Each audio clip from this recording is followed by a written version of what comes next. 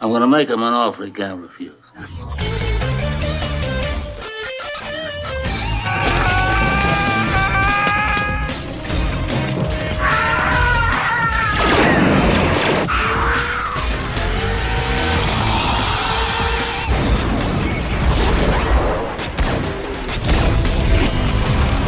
more you talk, the harder I want to hit you. I'm happy because of being here today. Fuck you.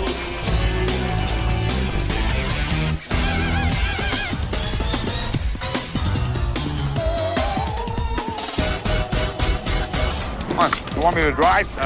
You're supposed to be suicidal, remember? I'll Anybody drive. a drive? Get in the car. Fucking shit. Fuck me in the fucking ass. Fuck you, you fucking stupid cunt.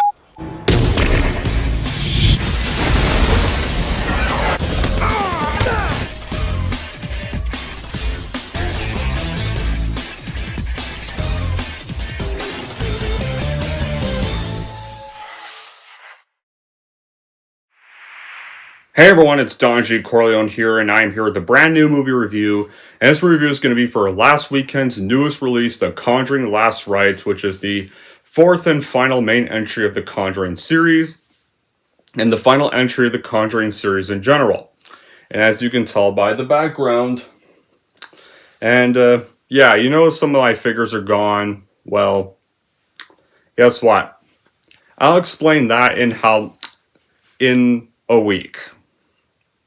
Because you'll find that out in Halloween Horror Movies 6. And got a haircut, and the first two episodes of that season will have me with my more longer hair before I got shaved off. So sorry for the whole plot holes that's gonna happen, but yeah. But this is for that film. So what is the plot of The Conjuring Last Rites? So in this final entry, the paranormal investigators Ed and Lorraine Warren take on their most disturbing case to date that ended their careers. Jack and Janet Smurl and their family move to a brand new home they've dreamed of, which has now turned into a nightmare as their home begins and shows signs of demonic infestation. So, as for my reaction to The Conjuring Last Rites, I was honestly not really too excited for this movie, because here's the thing. The last spin-offs, the one good spin-off was Annabelle Creation. Except for that film. That and the third Conjuring were either forgettable or terrible for the most part. Plus, from the trailers I saw, some of this kind of just looked like a rehash of The Conjuring 2. But there were some people that have been saying this was enjoyable-ish, so I decided to give it a watch. How was this? Well, I would say I did not love it, but I liked it. It was definitely an improvement from the last few entries, and it was a pretty decent way to send it out. But not the most phenomenal way to send it out either, but it's one of the better horror films this year. Because this has been a bad year for horror films too, not just a bad year for movies. So far, the one great horror film this year has been really Sinners. Weapons, I thought was very mixed and honestly overhyped. And I have not seen Bring Her Back yet. Else can I think what else was not memorable? Oh, The Monkey was not good either. FD Bloodlines was mediocre. So I'd say it's one of the better horror films to come out along with Sinners this year. And that's really saying a lot. Ironically, I did not like the finale of Mission Impossible earlier this year. Surprisingly, I actually kind of liked the finale to The Conjuring. In a way, so I could kind of tell this one was kind of like, they took a bit of a step up with the writing on this one after they kind of saw the box office performances of Annabelle Comes Home, the box office, especially the box office for the last Conjuring film, The Devil Made Me Do It, and the box office for The Nun 2. So, how was this film made? So, prior to release of The Devil Made Me Do It in June 2021, the director of this movie and that film, Michael Chaves, commented in an interview with Empire on some other future installments that what he thought was what hopefully The Devil Made Me Do It do was open up a new chapter for the Warrens, and this would be have a unique ending to the Conjuring films, and they would be excited to see where we go from there. Actors Patrick Wilson and Vera Farmiga had expressed interest in returning. Farmiga would love to continue, and it'd be interesting according from her perspective. Then in October 2022, Hollywood Reporter revealed a fourth film was in development, with the writing being done by David Leslie Johnson and Goldrick, and James Wan and Peter Safran returning as producers. And prior to release of The Nun 2 years ago in September 2023, Chav stated that work on the script was going to continue and the project would be the finale of the series. And by 2024 last year, Michael Chavs got hired as a director, and so forth. So after the film was officially shot and marketed, The Conjuring Last Rites would release in the United States last weekend on September 5th, 2025. The film, on the other hand, got mixed to positive-ish reviews from critics. And surprisingly, at the box office, it's made about 200 million worldwide so far on a $55 million budget. Like, opening weekend, this got one of the highest opening weekends for a September film. It got 84 million opening weekend, which is very shocking. Something like this, because you think after the reception for the last few films, the box office would dip for this film. Because Annabelle Comes Home bombed at the box office. Devil Made Me Do It did not do well at the box office. The Nun 2 did not do well at the box office. Some say Curse of La Llorona is either part of the series or not part of the series. Either way, regardless of what you think, and even that didn't do well at the box office either. It was like ever since The Nun had come out, the first Nun movie, the box office for all the Conjuring films has dipped and never improved. Ever since the bad reception for The Nun. The one spin-off you got lucky with was Annabelle Creation. That I liked. Like, that's the only spin-off of the series that was good. Anyway, I think this is taking too long. Let's get on with the good qualities in the story of this film. So, The Conjuring Last Rites does really open strong in the beginning, and the build-up are amazing. And you have a solid story foundation that pulls you in right away. But the middle act of the film, and kind of the middle act of the film just doesn't really land well. Attention and scares are there. Some of them did have me on the edge of my seat, but they don't really hit the level of the first two. It still kind of falls a bit short on delivering lasting chills like the first two did. Like, this is a film that I was skeptical of after The Conjuring 3 was not great, and it didn't do well with people either. Some were likely skeptical about this, especially because the director directed that film and The Nun 2, which all did not work. And Michael Chavs just didn't really do a good job with most of this universe, so some were skeptical, but some actually did come out surprised, including me. I mean, I didn't think it's a strong movie, but it was actually a decently good film. It's probably the best of the ones he's done. And this is actually a nice way for it to go out. The two have to take on one last terrifying case involving the mysterious entries they must confront. This one actually kind of has a bit of a connection with their daughter's birth.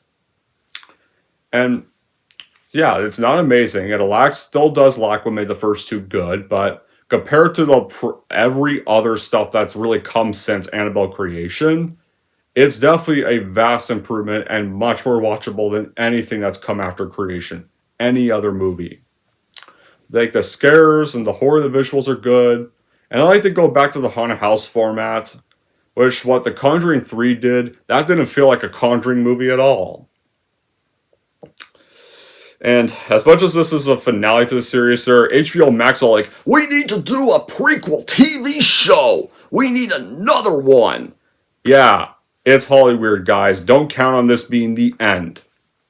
It may be the end of the movies, but they'll find some other way to milk it with more spin-offs because this is making a lot of money. So don't count on this ending anytime. So don't count on the spin-offs stopping anytime soon. They'll probably still do the spin-offs to death. They want to do a bloody TV series because every goddamn franchise needs to have a TV series nowadays. We need to have a TV adaptation of the It remake because that's what the people want. A24 needs to do a Friday the 13th prequel TV series because the people want that. Oh, guess what? A24 is going to be purchasing Texas Chainsaw Massacre. Fuck off. Stop. Enough with this shit. No more of these stupid fucking Texas Chainsaw Massacre movies. The damage has already been done. Fuck sakes. Stop. Just stop. The damage is done. It's over. Texas Chainsaw is screwed. It's been screwed since 3D. It's been screwed since Leatherface. It's been screwed since that shitty Netflix film that also sucked. Just stop. Just leave it dead in the grave. And don't make it with Tobe Hooper. And don't make it worse. It's done. So how do we start off The Conjuring Last Rites? So, we start off around the time Anna Lorraine Warren are investigating this haunting involving this mirror at a curio shop in 1964. Lorraine Warren is pregnant around this time, but then she collapses upon seeing a vision of an entity in her unborn child, then goes into labor, so Ed drives Lorraine to the hospital, but the baby is stillborn.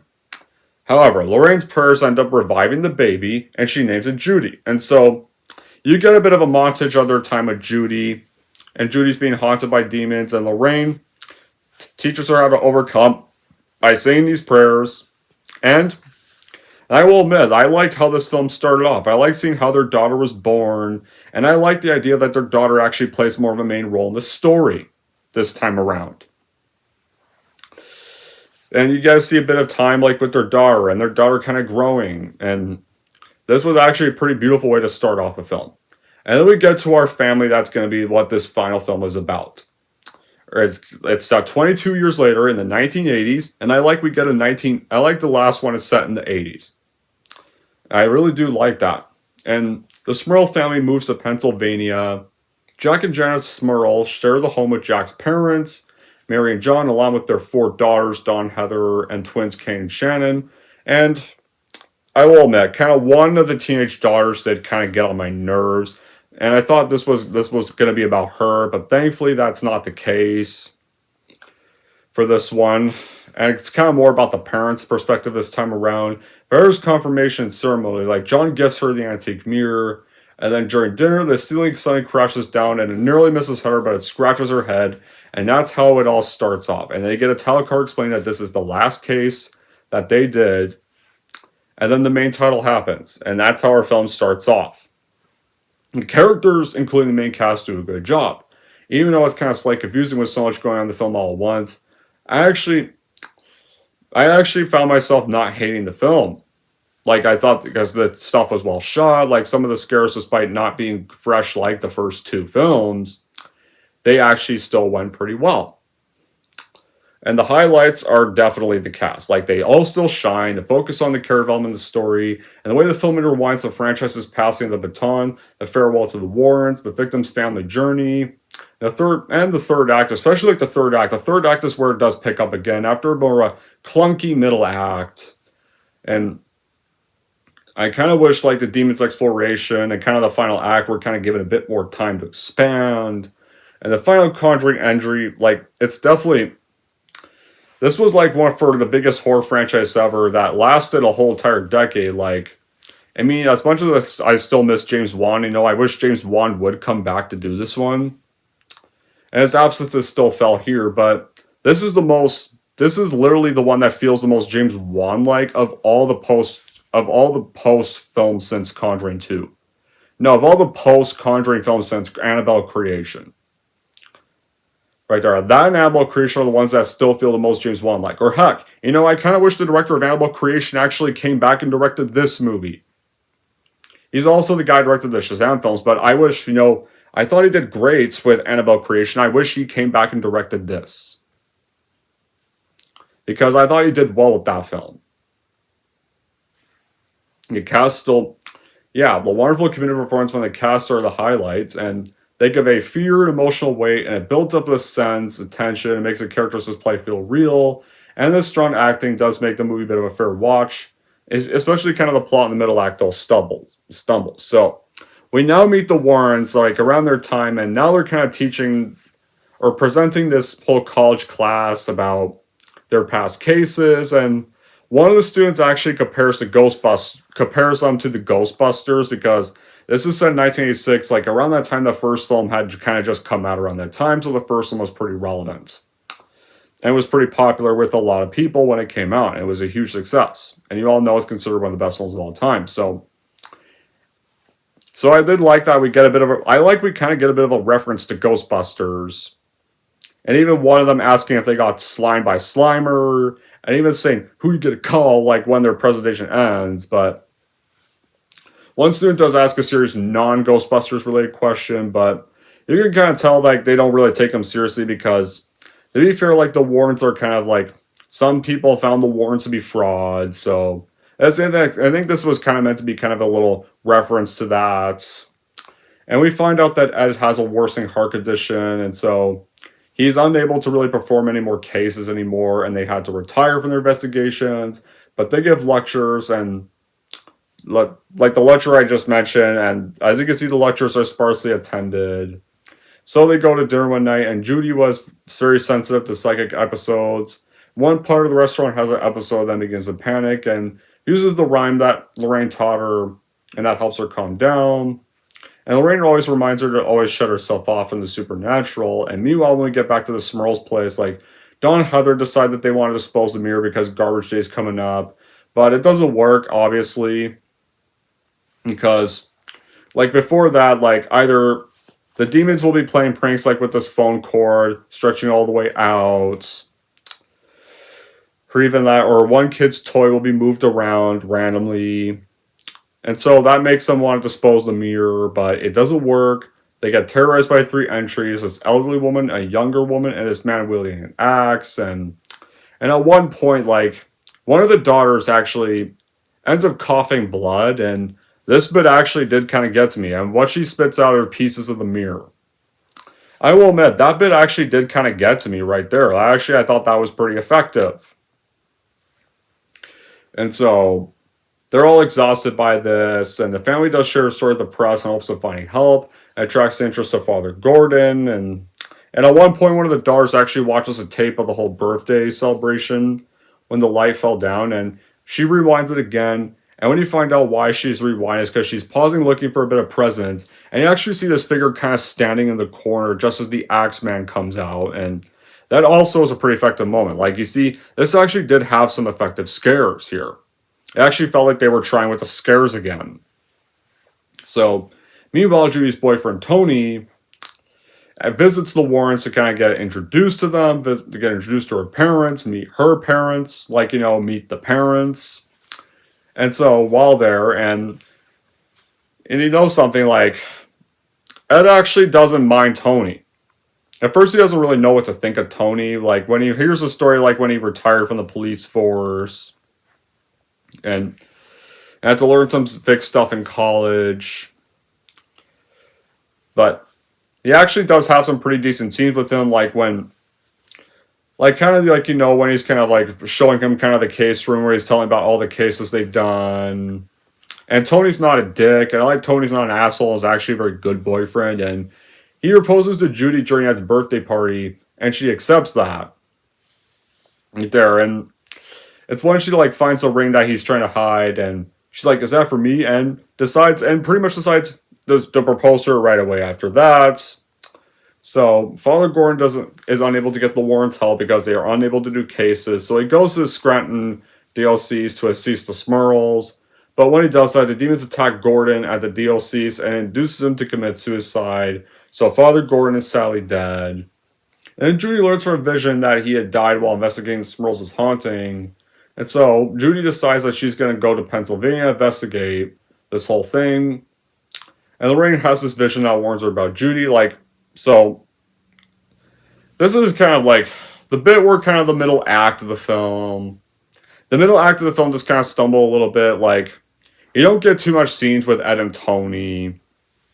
I feel like you could have improved a bit of their scenes together. Give them a little more character development. And Father Gordon's death kind of felt a little underwhelming in this bit. And you don't get too much focus on the family either. In the first two films, you actually got more focus on the family. on the families they were about. This one, they're like a few scenes, but they don't really feel important to the plot, and the Warrens don't really meet them till like the final act. But that's the thing, like the Conjuring 2 and the Conjuring 1, like they were kind of with them for a majority of the film. You know, you actually got scenes when they were actually with the families that they were aiding. Even like Conjuring 2, hell, you even had some good character development scenes in that one. Like, you know, when they kind of bond with the family. Like, at one point, like, the record in their house breaks, and then Ed sings them a cover of Can't Help Falling in Love, which was another great moment. Like, we could have had, I wish we had some more scenes like this in this movie. Like, you know, some of the scares themselves in the middle act are a little bit cut and paste. Like, it's kind of more vein of The Conjuring, but not really much unique. And there is, like, some omnipresent regarding, like, more jump scares in a lot of ways. And after 12 years, these kind of did start to feel the same, but they're still very stunning to watch because they are still actually pretty well creative. Like, they're not, like, cheap. They're not lazy ones. Like, some of these were pretty creative. Like, the Annabelle doll scene actually did kind of get to me a little bit. What the movie does get right is shifting the focus back to the more family side of things. Like, that's what made the original 2 feel so well-rounded. That was missing The Devil Made Me Do It. Like, The Devil Made Me Do It was just basically this exorcist case, and that was boring as hell. Really, that just was so forgettable. It didn't even feel that memorable at all. Like, it's like Michael Chaves actually kind of saw the criticisms with the last stuff, and decided to decided to actually kind of go back to the family way of things, and actually go back to what kind of made the first 2 work, or at least try to. It didn't always go back to the fresh results, but still. The Conjuring Last Rites does dive a little deeper to the emotional core of the Warrens' family life.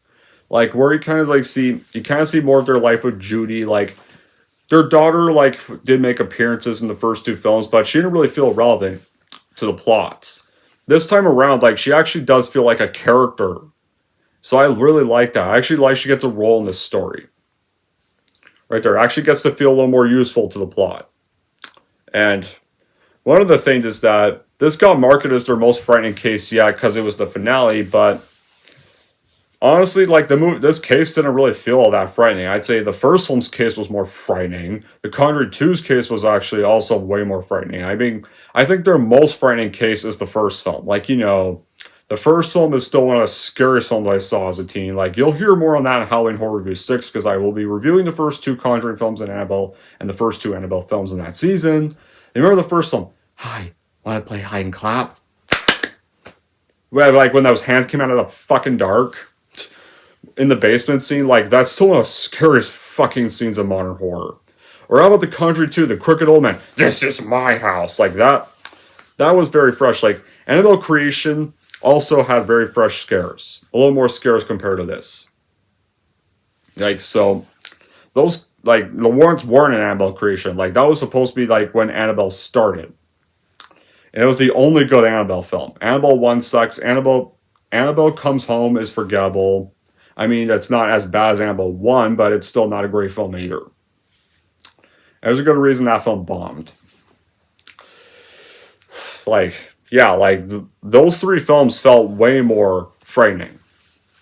This wasn't really that frightening of a case, because they don't really come in contact with this family until the final act, and James Wan just did a lot of scares better. Like, James Wan really knew how to do the scares, like, knew how to ramp up the tension.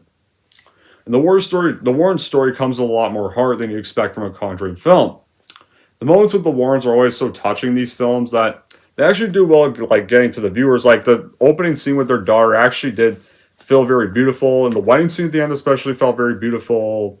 Other moments that are actually definitely funny, like, there's some scenes with Ed and Tony that are actually funny, or the Ghostbusters line, like, one of the few attendees that their lecturers has, is also very funny. Like, it was nice to have a throwback to Ghostbusters, or reference to Ghostbusters, and so Ed, Lorraine, and Tony then end up following Judy to the place where she's at, visiting the Smurls to try to investigate the case, and they're led there, and there's media surrounding the whole house. They finally do meet the Smurls, but originally they're just not really there to help with the case. They just want to get Judy and go home. Because of Ed's heart condition, he can't really do another case. Like, because he has one more heart attack, he'll die. And you also do get another like whole wedding fitting room scene where Judy's trying on her wedding dress and she's left alone for a little bit, and then this pale old girl comes out that's disguising as like the whole tailor and actually startles her in that bit, and then she has a bit more of a meltdown right there. That was also a very effective moment. Like, there were some scares that weren't really effective, and there were also some scares that actually did feel very fresh. So, this is where they finally meet the Smurls, and I wish they met them a lot earlier. And so, Judy is the one who convinces her reluctant parents to help, and so Ed pretty much takes his time to interview Jack and Jen about the experience, and Lorraine explores the entire home, and so after a bit of investigation, she sees that this tragedy had happened in the household, and she discovers the three spirits are of a husband that murdered his wife and her mother after discovering the wife's infidelity. Then, of course, she tells Ed the presence is demonic, and it's using these three spirits to block her from seeing past the spirits. And eventually, while Judy is told to kind of stay downstairs, Judy is led by the act by supernatural visions, hallucinating Lorraine calling her upstairs, and this is where you get, like, the most effective scene with the Annabelle doll. Like, the Annabelle doll appears as an apparition and attacks Judy. Like, how this apparition of Annabelle goes. Like, Annabelle's sitting in her chair, then comes alive, and even grows bigger. Bigger as it approaches her. Like, that was one of the best scares of the film. That actually did get to me. That actually felt like a scare from the first two movies. And it makes her fall down the stairs, and Ed and Lorraine then discover the mirror and realize that the demon that actually resides inside was from their first investigation. The demon's now ready to comfort Judy. And so the two families are going to handle the mirror to the Warrens, and they're going to transport it to their home, where it can be contained and never found by anybody. But Judy then starts to fall ill. Jack is injured attempting to move the mirror, and Tony's trying to get the car ready, but when he sees the elderly woman in the street, the car gets crashed, and so that's kind of impossible. This installment doesn't rely on traditional jump scares or spine-chilling moments that the franchise is known for. It kind of shifts its focus to paying tribute to the real Warrens, offers closure to the characters, offers closure to the saga. Well, it won't be the end of the saga because they're making a TV series. Because apparently we still need this to be milked, and they'll probably still do more spin-offs. They'll probably do a Nun 3. They'll probably do a Crooked Man film. They'll probably do a spin-off of The Mirror from this movie. They'll probably do that. And for those who think they're going to get a terrifying horror experience from this, it is, some might find it underwhelming because it's not really that terrifying of a movie as the trailers want you to think it is. As a final chapter, it does give the Warrens a good send-off, but it doesn't really feel like a frightening case like this trailers think it's going to make you think it is. Now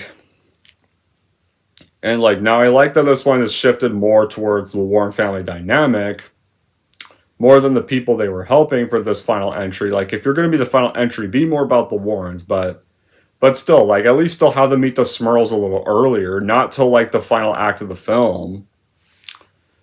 That's the thing. Still be about the Warrens more, but at least still have them be with the family a little more, like the first two. The first two, they were with the families way more than they were with any of the family in this movie.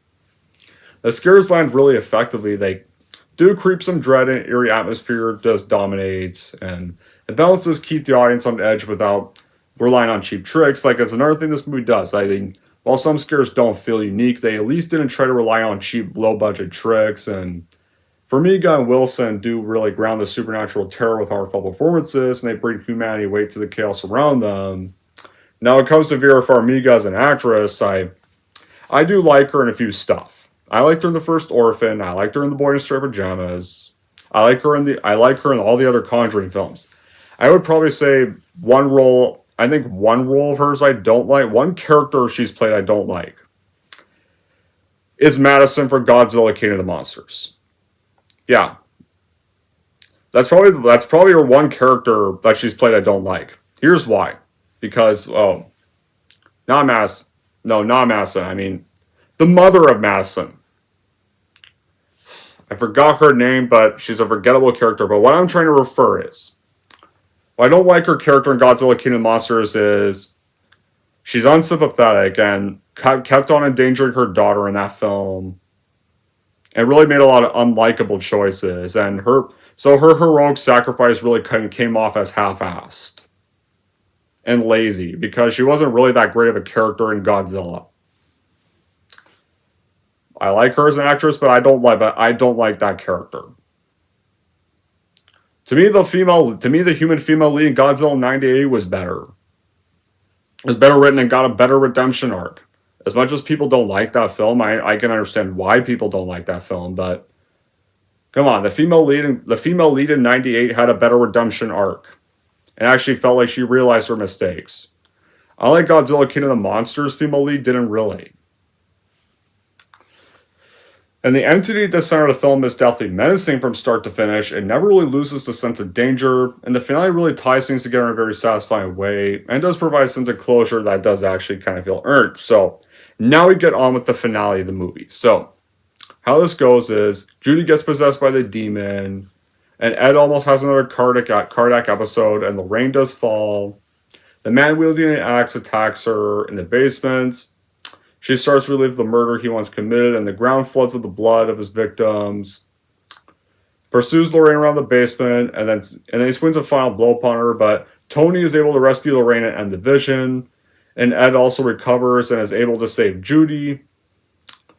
And it turns out the demon was specifically after Judy all along. Judy is now in the attic trying to hang herself, but Ed cuts her down in the nick of time before another cardiac episode can happen. And before Judy can be killed, and I'm not gonna lie, this finale did have me on the edge of my seat. I mean, a part of me knows that a part of you already knows she's gonna be saved. They're gonna stop the case, but a part of me also was worried for Judy's safety. Like, a part of me, and knowing Ed's condition in the film, a part of me was worried for Ed as well. Like, I was probably gonna have another cardiac and fail to get her down. But thankfully, though, he's able to stop her from killing herself. And Lorraine then revives Judy, like, with the prayer, and the family, though, gets attacked by the mirror, and Ed wants to exorcise the mirror alone. But Lorraine resolves to tell Judy to embrace her psychic abilities, and so Judy helps Ed, and the Warrens destroy the mirror. And that's pretty much their last case. The Smurls are relieved, and they live in that house for years, and the Warrens bring back home the remains of the mirror, and they put it, and it's their last artifact, and it's put in the museum.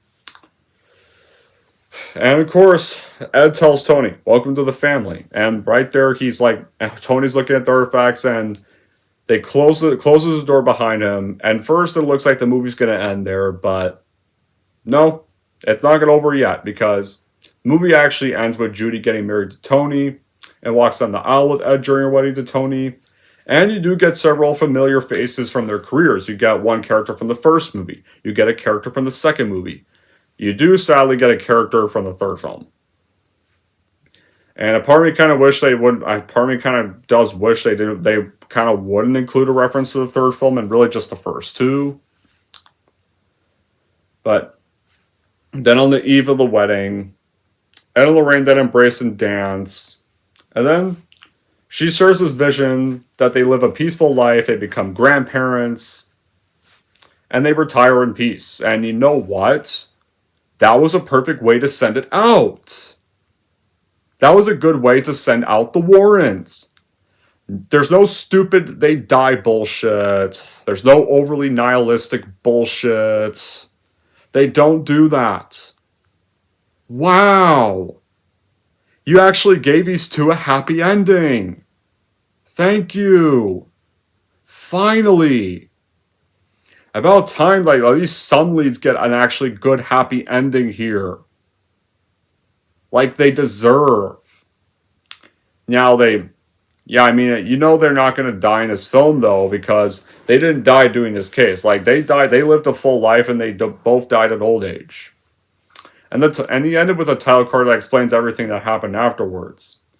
Like, after Ed died, Lorraine didn't marry, and then she died at the age of 92. And her and Ed, may both of them rest in peace, were reunited together.